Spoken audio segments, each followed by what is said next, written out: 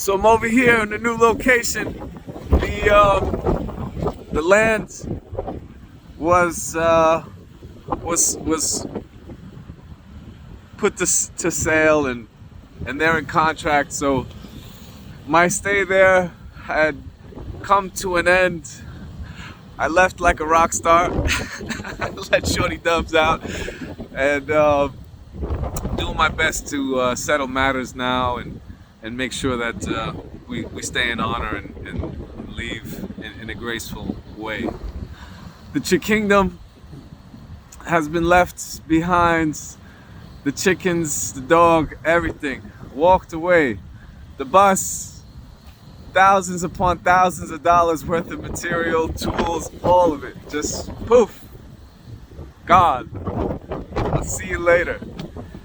At the end of the day, it's all dirt, everything here. I mean, really it's water, but you know, what we see with these eyes is basically dirt. It's all coming up, volcanic ash, or whatever it is. It's just molecules and atoms. But the memories that stay with me are priceless.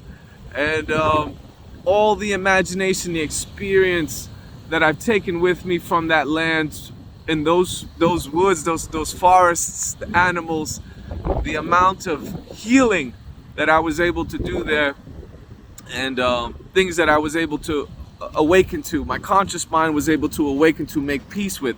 The last 4 or 5 months, I was doing my best to process this, that I would actually, I would be parting with it, and whatever the powers that be, the Most High, was basically telling me it's time to go. And I'm extremely grateful that there was someone who come to me in that time to remind me of all the triumphs and all the struggles and all the characteristics that I had growing up, that wild kid that wasn't afraid of anything and just did everything that he possibly could and was up and down for whatever. And I'm returning to this place that I actually was 20 years past, and it's really incredible. It really is incredible. This is where I'll be finishing the third novel. We haven't determined yet what the title of the novel is, but this is where we are, and this is where we will be for the foreseen future. We'll see what the creator decides, and how much more I'd rather not say time, because there really ain't no such thing as time, but how much longer we'll be here, all of us, as the way that things are going. I've been observing closely the technology and everything that's coming forth, and the will of us, the people, coming together to build something. I feel it in my bones. It is inevitable. The systems that were in place, they serve their purpose. But I do feel now that it's time for us to create something for us all. Something not driven by profit, not driven by gain or ego or any of that. Something that is driven only to enhance and bring us to our next level of the human experience. Just imagine how little of the potential we're using. They say you only use 10%, 8% of your brain. I mean, your body. What we're seeing now, if you look at the Olympics in the last 100 years, how people are pushing the limits. When we used to be out, write graffiti on buildings and all this crazy stuff, running through the yards, climbing fences, scaling electrical wires. Like, they call it now parkour. I mean, it's incredible. The physical body, what it's capable of doing, is beyond the mind's comprehension. Some of us get to see it in silent thought, meditation, tranquility, however you want to call it. Basically just silence in the mind, just this little chatterbox in here, and you go in. Like, how did the Mayans know about all this place? How did they know about all the universe? They had spaceships? They knew about it. They had telescopes? No, they didn't find any of that stuff. But in their drawings, they did show some things. So some things are coming to light. And there's a lot of technology that is being worked on in secret that will soon be released to the public. I'm dreaming about it. And I'm seeing it. It's happening.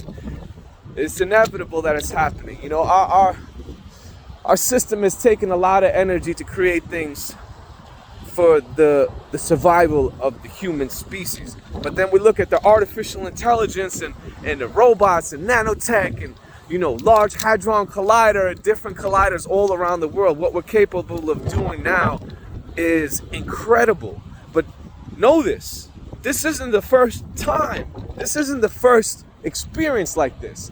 And the world had been destroyed so many times. So many times. And it got to points of superhuman levels, you know, superhuman, of actual full potential.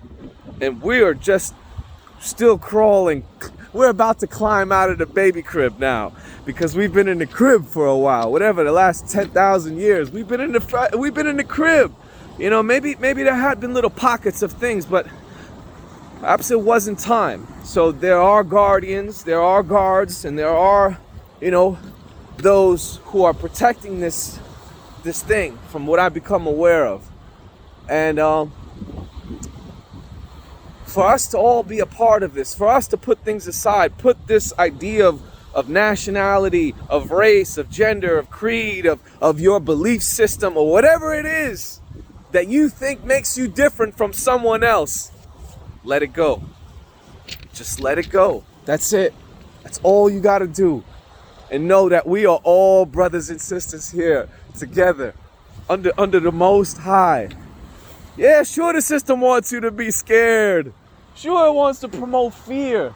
Because that's how you control stuff. You control animals by fear. But how about love? How about you give love a chance? Show us how much you love us. You know? The animal is going to be tamed because we'll be the ones who can govern ourselves, who really wish to make improvements and do unto others as we wish to be done unto us. We've made mistakes, all of us. We've all stumbled. We've all fallen. We've all experienced some sort of trauma or another. I've come across so many people who have shared their stories with me about things that are extremely hard to speak about.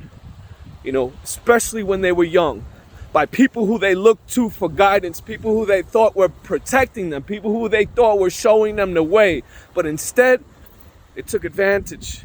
But hey, this isn't the first time we're here. So to be able to forgive those who've trespassed against us, right? Because who knows what you did the last time, you know, the last life experience. Whether you want to accept that to be true or not, I was shown. I've been here before. I know I've been here before. I don't believe, I don't think, I know that I've been here before. So where am I going after here? I don't know. It's like, Jonathan, don't you want to go home? I mean, am I not home already? Have I not always been home? Have we not all been home? I'm doing my best to stay centered, but there is this excitement of the conscious mind of what's to come, regardless of what it is, because the adventure is continuing, constantly continuing. Oh, this coast, I cannot tell you how many times I've walked this. These rocks, how sharp they are. Oh man. And in that story in the last video I was telling you about the Anamoglu, where the kid, he gets smashed, he gets ripped apart. Oh, his body was nearly lifeless, but he pulled himself back together.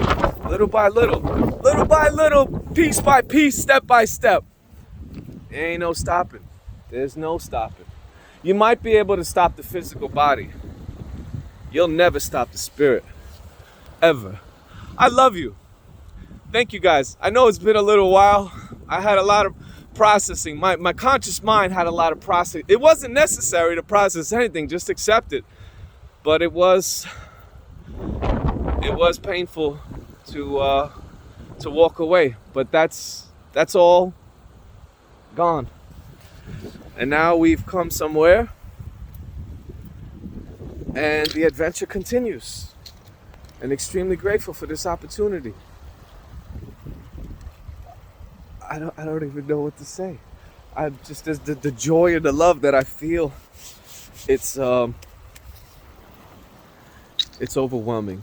And for those who have looked to me and have saw things that they've passed judgment on, listen, every time you point a finger, there's 3 fingers pointing right back at you. So take that.